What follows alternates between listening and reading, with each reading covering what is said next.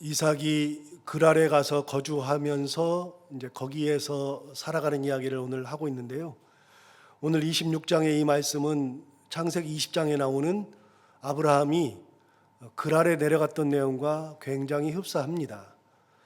그런데 시간적으로 따져보면 아브라함이 그랄에 내려갔을 때는 이삭을 낳기 전이었죠.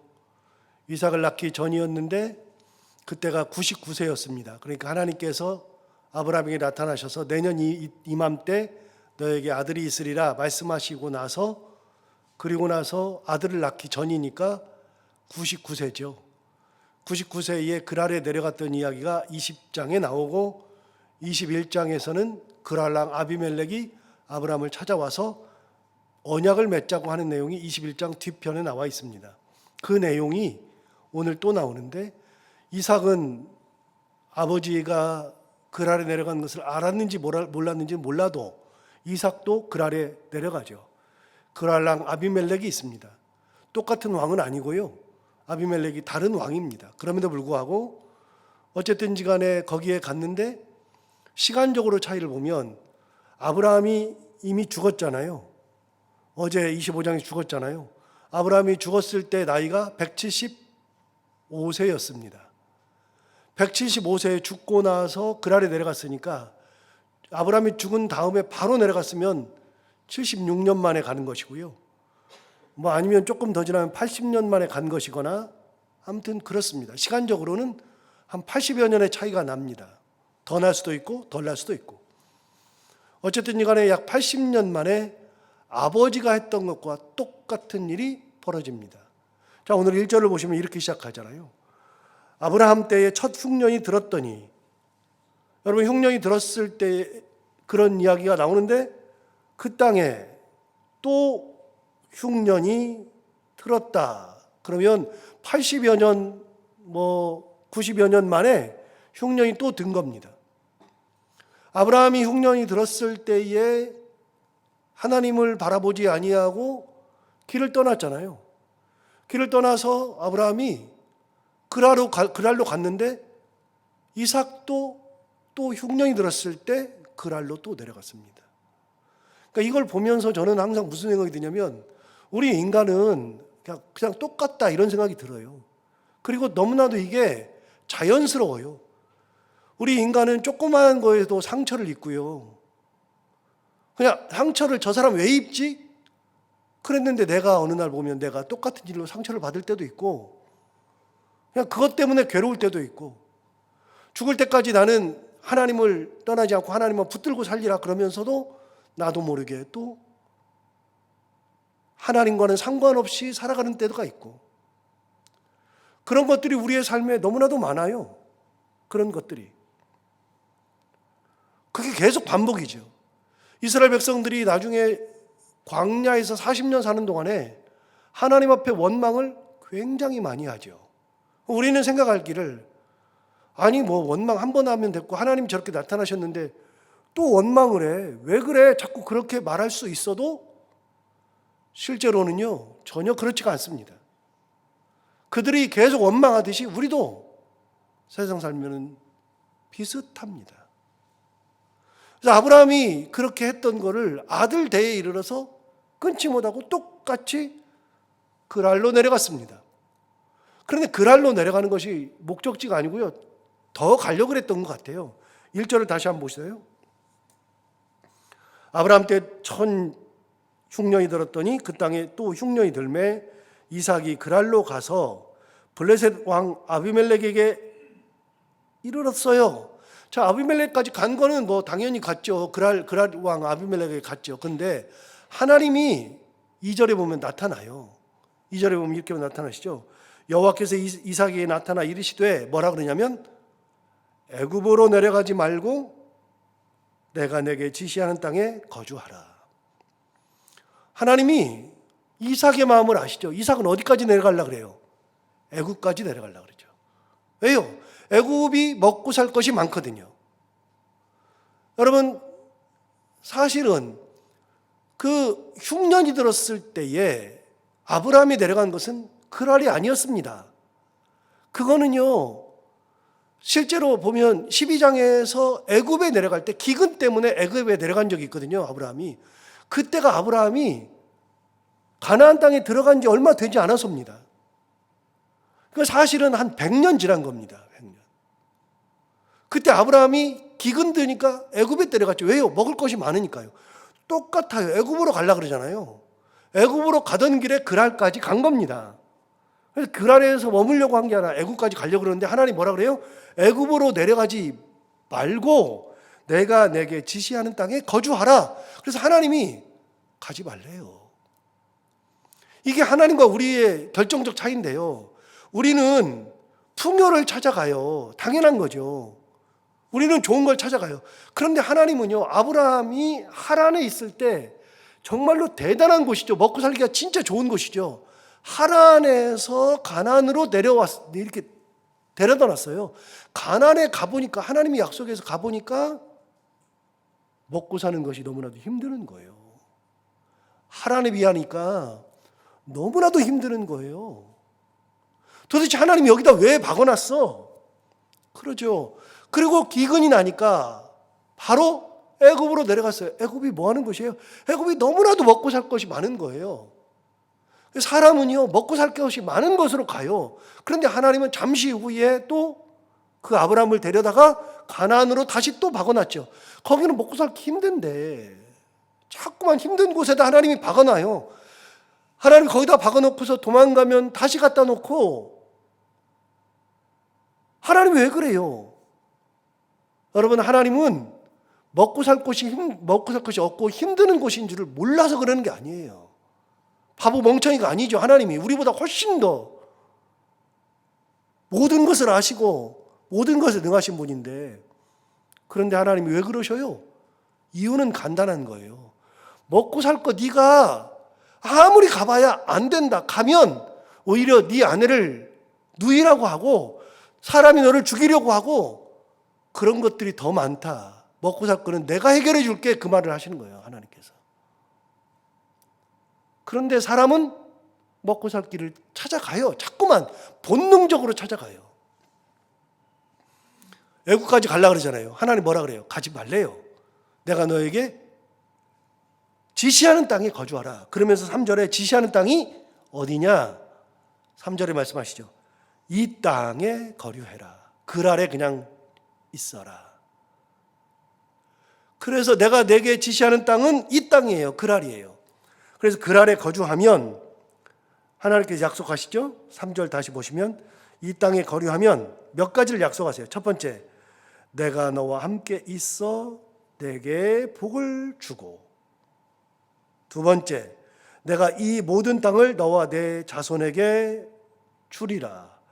세 번째, 내가 내 아버지 아브라함에게 맹세한 것을 이루어 내 자손을 하늘의 별과 같이 번성하게 해주겠다. 세 가지 약속하는 거예요. 자, 보세요. 첫 번째, 내가 너와 함께 있겠다. 두 번째, 내가 이 모든 땅을 너와 내 자손에게 주겠다. 세 번째, 내가 내 아버지 아브라함에게 맹세한 것을 이루어 내 자손을 하늘의 별과 같이 번성하게 하겠다. 이 세 가지가 기본이에요. 이 세 가지의 약속은요, 아브라함도 받았어요.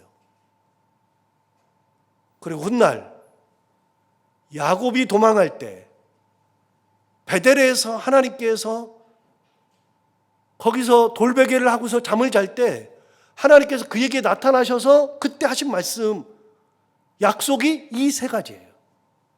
똑같아요. 내가 너와 함께 할 거다. 이 땅을 너에게 줄 거다. 그리고 내 자손을 하늘의 별과 같이 번성하게 해주겠다. 이 약속을 하는 거예요. 여러분, 당장 이삭은 흉년이 들어가지고 먹고 살 것이 없어요. 흉년 때문에 도망가고 있어요. 좋은 거 찾아가고 있어요. 그런데 하나님은 무슨 생각하고 있어요? 하나님은 흉년이 문제가 아니에요. 이 땅도 네 거, 너의 자손도 많게 해주겠다. 즉, 흉년 때문에 네가 굶어 죽을 일이 없다. 네가 사는 것 때문에 고민할 필요가 없다. 내가 너와 함께 하니까. 그 얘기하시죠.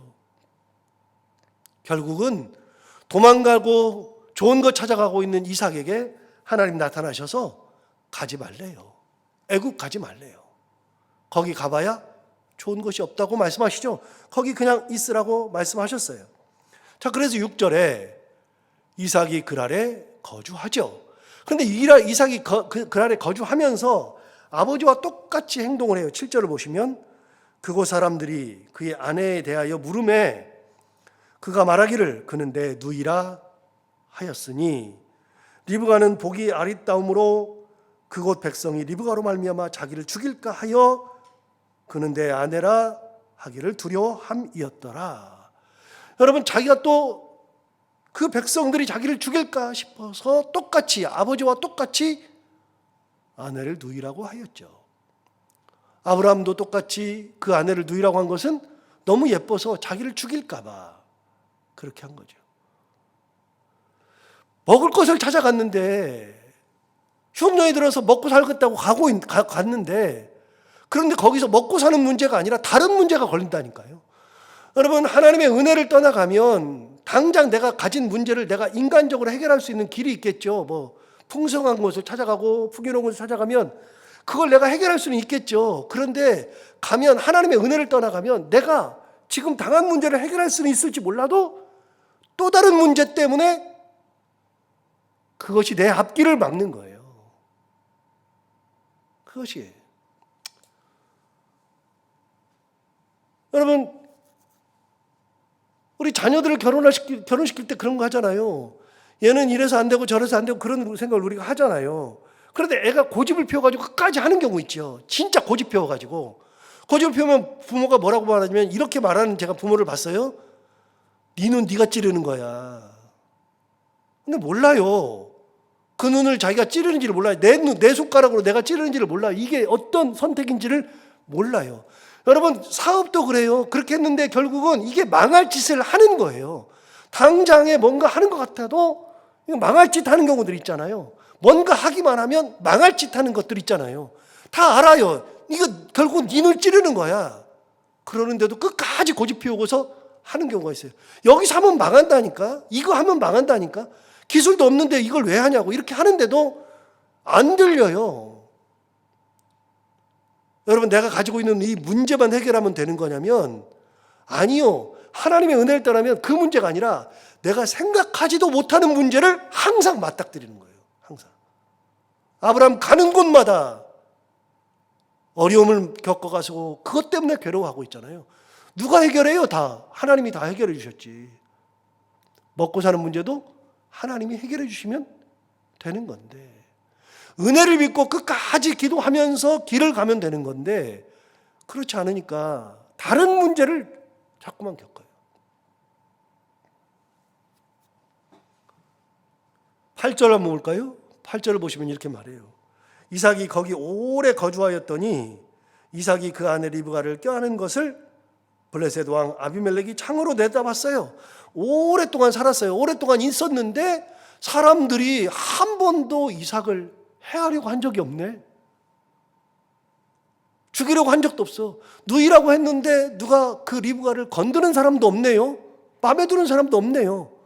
그런데 오랫동안 있었는데 그런 일이 일어나지도 않는데 자기 혼자 일어날 것 같아요. 내가 죽을 것 같아요. 그래서 껴안았죠. 자기 부인이니까요. 근데 그걸 봤어요. 9절 이에 아비멜렉이 이삭을 불러 이르되 그가 분명히 내 아내거늘 어찌 내 누이라 하였느냐. 이삭이 그에게 대답하되 내 생각에 이게 문제. 이게 항상 이번 주일 설교도 똑같잖아요. 여로보암이 스스로 이르기를 누가 자기를 죽이려고도 안 하는데 자기 스스로 자꾸만 그런 생각이 들면 그 망상이 들면 진짜 죽는 것 같아요. 여기도 똑같아요. 죽을까 두려워서 자기를 죽일까 봐 누이라 그랬어요. 왜 누이라 그랬냐 그랬더니 얘기했잖아요. 9절 하반절 다시요. 내 생각에 그로 말미암아 내가 죽게 될까 두려워하였음이로다. 이게 문제예요. 내 생각이. 쓸데없는 생각. 기도하면서 하나님의 은혜 가운데 살 생각 안 하고 자기 생각대로 하다 보면 이런 일들이 꼭 벌어지죠. 결국은 이런 문제 때문에 어려움이 생길 수도 있지만 하나님께서 막으시면 괜찮은 거예요. 그러면 보세요. 흉년이 들어도 하나님께서 함께 하시면 괜찮은 거예요. 어려움이 있어도 하나님께서 함께 하시면 괜찮은 거예요. 하나님께서 인도하시면 되는 거예요. 하나님이 이 어려움 당할 때, 그럴 때도 나타나셔서 세 가지 약속했다 그랬잖아요. 내가 너와 함께 있겠다. 이 땅을 너에게 주겠다. 내 자손이 하늘의 별과 같이 많게 해 주겠다. 당장 먹을 거 가지고서 가는 사람에게 하나님은 원대한 앞날에 큰 이야기를 하고 계시잖아요. 하나님의 계획은 자기 혼자 바쁘고 자기 혼자 해결하는 거예요. 안 돼요. 자, 12절 보시면 이제 하나님의 은혜 가운데 어떤 일이 벌어지느냐. 이삭이 그 땅에서 농사하여 그 해에 몇 배 얻었다고요? 100배나 얻었다. 이거는 전설적인 얘기라고. 전설적인 얘기. 여러분, 월급 100만 원 받는 사람이 얼마 버는 거예요? 100배면. 100만 원 받는 사람이 10배면 1000만 원이고 100배면 1억이에요. 월급을 갑자기 100만 원 받던 사람이 1억 받아요. 이게 말이 돼요? 월급을 그냥 10만 원밖에 못 버는 사람이 갑자기 1000만 원을 벌어요. 말이 돼요? 이거는 불가능한 얘기예요. 진짜 불가능한데, 그런데 하나님께서 함께 하심으로 이삭이 그 땅에서 농사했는데 그 해에 100배를 벌었어요. 100배를. 하나님께서 함께 하시면, 이거는 어디랑 비교되냐면 1절 한번 보세요. 1절에 뭐라고 시작하죠? 1절에 아브라함 때문에 첫 흉년이 들었더니 그 땅에 또 흉년이 드니까 이삭이 그랄로 내려갔잖아요. 흉년 때문에 내려갔잖아요. 먹고 살 것이 없어서 내려갔잖아요. 그런데 하나님이 은혜 주시니까 농사했더니 그 해에 100배를 얻었더라. 100배를 얻었더라. 12절 다시 볼까요? 이삭이 그 땅에서 농사하여 그 해에 100배나 얻었고, 그 다음 뭐라고 되어 있냐면 여호와께서 복을 주심으로 그 사람이 창대하고 왕성하여 마침내 거부가 되더라. 거부가 되는 것도 하나님의 은혜인 거예요. 하나님이 복을 주시니까 거부가 되는 거죠. 양과 소가 때를 이루고 종이 심이 많으므로 블레셋 사람들이 그를 시기하더라. 그래서 이제 뭐가 나오느냐? 블레셋 사람들이 우물을 막는 이야기가 나옵니다. 이제 그 얘기는 우물 막는 얘기는 그냥 넘어가고요. 자, 26절로 훅 넘어갈까요? 26절. 26절에 아비멜렉이 그 친구 아우삿과 군대 상관 비골과 더불어 그랄에서부터 이삭에게로 온지라. 여러분, 이거 어디서 많이 봤는데?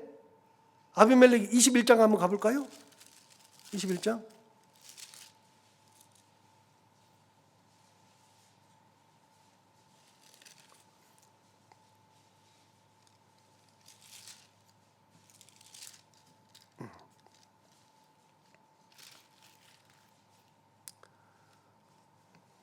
21장 보면 21장 22절에 그때 아비멜렉과 그 군대 장관 비골이, 여기 나오죠.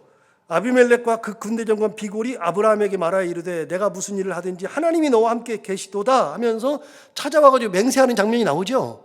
그런데 오늘 본문으로 다시 가서 보시면 26절에 아비멜렉이 그 친구 아우삿과 그 다음에 군대 장관 비골과 더불어 그랄에서부터 이삭에게로 왔어요. 또 왔어요. 아브라함에게 왔듯이 또 왔어요. 시간이 지나니까 아브라함이 거부가 됐잖아요. 엄청난 부자잖아요. 힘이 엄청 세졌잖아요. 아브라함하고 똑같아요. 하나님의 은혜를 입으니까 엄청난 거부가 되었죠. 27절 이삭이 그들에게 이르되 너희가 나를 미워하여 나에게 너희를 떠나게 하였거늘 어찌하여 내게 왔느냐. 28절 그들이 이르되 여호와께서 너와 함께 계심을 우리가 분명히 보았다. 몇 년 지나니까 하나님이 함께 계시는 것을 보는 겁니다. 하나님의 은혜를 안 믿는 사람도 보는 겁니다. 여호와께서 너와 함께 계심을 우리가 보았으므로 우리의 사이 곧 우리와 너 사이에 맹세하여 너와 계약을 맺으리라. 그러면서 29절 너는 우리를 해하지 말라. 거꾸로 죽는 걱정하던 때가 엊그저께 같은데 나 죽일까 봐 내 아내 리브가를 누이라고 했는데 자기 죽는 걱정했는데 이제는 거꾸로 그랄 왕 아비멜렉이 와서 우리를 해하지 말라고 그들이 죽는 걱정할 정도로 하나님의 은혜가 풍성해졌죠. 계속해서 볼까요? 29절 너는 우리를 해하지 말라. 이는 우리가 너를 범하지 아니하고 선한 일만 내게 행하여 내게 평안히 가게 하였음이니라. 이제 너는 여호와께 복을 받은 자니라. 그가 보기에 이삭은 하나님 앞에 복 받은 자입니다. 이삭이 아비멜렉에게 나 하나님 앞에 복 받은 자예요 그런 적이 없어요. 그냥 가만히 있는 거예요. 그냥 하나님의 은혜대로 산 거예요. 은혜대로 있었더니 농사 지으면 100배가 결실되고 그 다음에 농사 지으면 100배가 되고 그러다 보니까 마침내 큰 거부가 되어 양떼와 소떼, 낙타떼, 종들이 엄청 많아지고 힘이 세지고 가만히 하나님의 은혜 가운데만 있으면 되는 거예요. 여러분 하나님의 은혜로 살기만 하면 하루하루가 그냥 지나가는 것 같은데 때가 되면 하나님의 은혜 가운데 이런 놀라운 그런 존재가 돼가는 거예요. 대단한 게 뭐 있어요? 가만히 보세요. 어제랑 오늘이랑 뭐가 달라요? 그런데요 10년 전과 지금은 많이 달라요. 어제랑 오늘은 다른 것이 하나도 없는 것 같은데 저 고등학교 때하고 지금하고는요 완전히 달라요. 완전히. 한 게 뭐 있어요? 뭐 대단한 게 뭐 있어요? 뭐 잘난 게 뭐 있어요? 그런 게 없어요. 그냥 하나님의 은혜 가운데 하루하루 그냥 꾸역꾸역 은혜 가운데 살고 기도하면서 살고 말씀 따라 살고 그러면 어느 순간에 보면 내 자녀들이 가는 길이 이렇게 가 있고 어느 순간에 보면 내가 간 길이 이렇게 가 있고 그렇게 되는 거지. 하루하루 뭐가 달라요? 어제랑 오늘 별로 바뀐 것도 없어요. 그전랑 오늘도 달라진 게 없어요. 그런데 조금만 시간을 뒤로 가보면 10년 전 가보면 진짜 많이 달라지고 가만히 보세요. 오늘도 내일하고 달라질 게 없어요. 하루하루 그냥 살아가는 거예요. 살아가는데 하나님의 은혜 가운데 기도하면서 살아가면 하나님께서 앞으로 10년 후에 나는 비록 늙지만 내 가정을 내 자녀를 나의 가는 길을 하나님께서 어떻게 인도하실지 가만히 생각해 봐봐요. 그러나 아비멜렉이 와서 뭐라 그래요? 여호와께서 너와 함께 하심을 우리가 보았도다. 너는 하나님께 복을 받은 자니라 얘기하잖아요. 달라진 게 뭐 있어요? 그때 내려갈 때는 뭐 아무것도 없이 내려갔는데 하나님 은혜 주시니까 100배 결실도 하고 양과 소와 뭐 이런 것도 많아지고 힘도 강성해지고 이렇게 되는 거지. 그래서 달라지는 거 없는 것 같아도요. 하루하루 달라지는 거 없는 것 같아도 기도하면서 은혜 가운데 살아가면 하나님께서 복을 주신다. 이 은혜 기억하고 오늘 다시 한번 하나님의 은혜 가운데 살기를 결단하고 하루하루 묵묵히 살아가는 우리 모두가 다 되기를 바랍니다. 하나님 아버지 감사합니다. 오늘도 귀한 말씀 우리를 인도하시고 깨닫게 해주셔서 감사합니다. 아무것도 아닌 것 같은데 그런데 하나님을 떠나는 순간 내가 생각하지도 못하는 또 다른 어려움을 맞이한다는 것을 다시 한번 우리가 깨닫게 되고 하나님의 은혜 가운데 하루하루 살다 보면 하나님께서 우리와 함께 하시고 다른 사람들이 볼 때에도 하나님 앞에 은혜 받은 자, 복 받은 자라는 것을 고백할 수 있을 정도의 사람이 된다는 거 하나님 다시 한번 깨닫고 우리가 이 땅 살아가는 날 동안 끝까지 하나님 은혜 가운데 살고 꾸역꾸역 하나님의 말씀 붙들고 살아가는 은혜의 사람들이 다 되게 하여 주옵소서.